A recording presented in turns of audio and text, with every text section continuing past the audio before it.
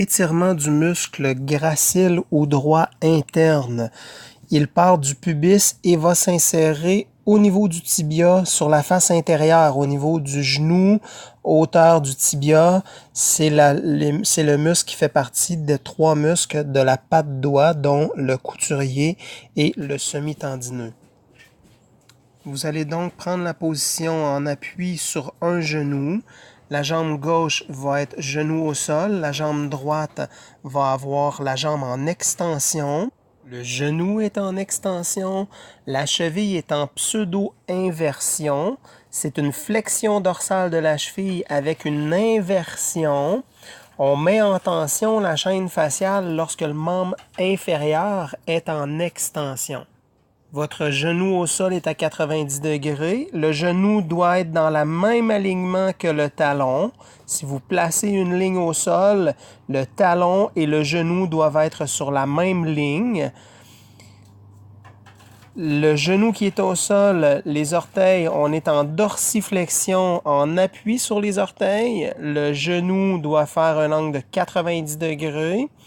Si vous sentez que ça étire pas, vous éloignez le talon de la jambe droite qui a le talon au sol. Faites attention pour pas créer de trop d'étirement à ce niveau-là. C'est une région qui est très sensible lorsque vous allez relâcher les tensions.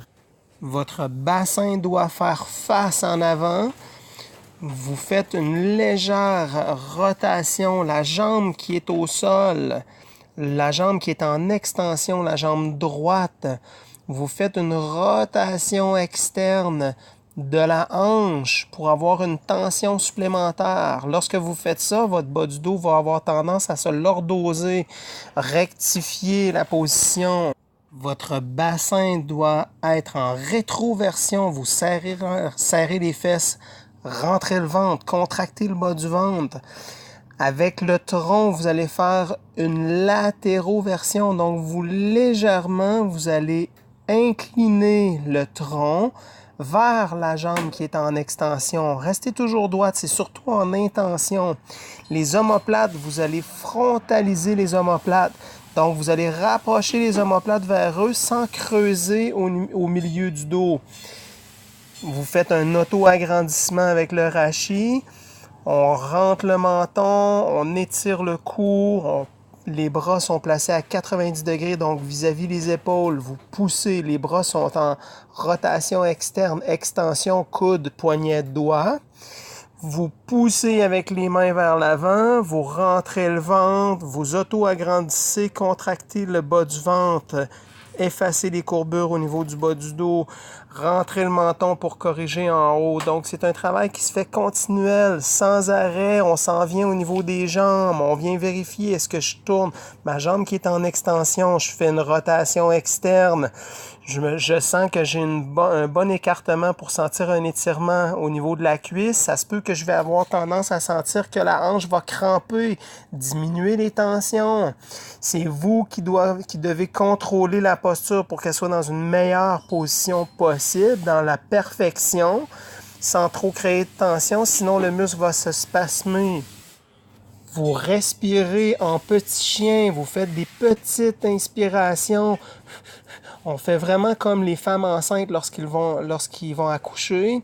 On fait des petites respirations en petit chien parce que si on respire profondément, on va changer la posture. Je veux garder toujours une rectitude le plus droit dans un auto-agrandissement, une meilleure mise en tension possible au niveau des jambes, la rotation de la jambe qui est au sol, ma fixation du corps qui ne va pas jouer contre la gravité. Je ne veux pas sentir que je tombe vers l'arrière ni vers l'avant, je ne tombe pas sur le côté.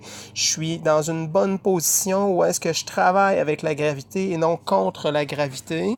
Lorsque vous faites l'étirement du gracile, les observations, c'est que lorsque vous faites le mouvement de rotation externe de la jambe qui est en extension, vous allez remarquer que votre bas du dos va creuser, donc contrôler et ajuster.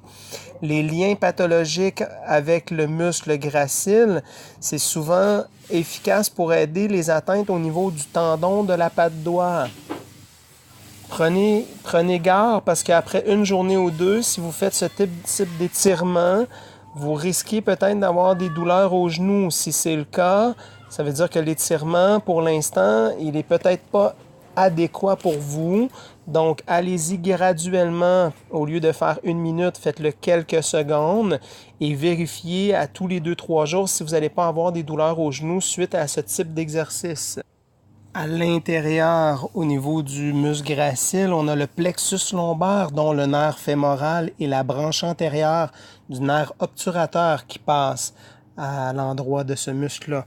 Donc, vous allez avoir un impact sur le nerf fémoral et sur le nerf obturateur.